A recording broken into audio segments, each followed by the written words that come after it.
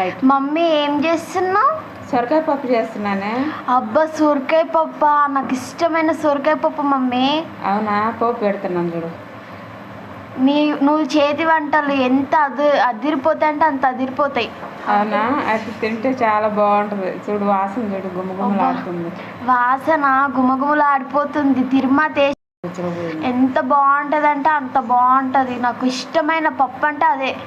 అవును, అది ముద్ద పెట్టుకుంటే నోట్లో ఎంత కమ్మగా ఉందో చూడు, ఎంత బాగుంటుంది. నువ్వు కూడా ప్లేట్ ఎత్తుకొచ్చుకుంది కనుక. ఎండుమిరపకాయ చూడు ఎట్లా ఉందో. తింటుంటే ఎండుమిరపకాయ నంచుకొని తింటుంటే పాపడాలు అవసరం లేదు,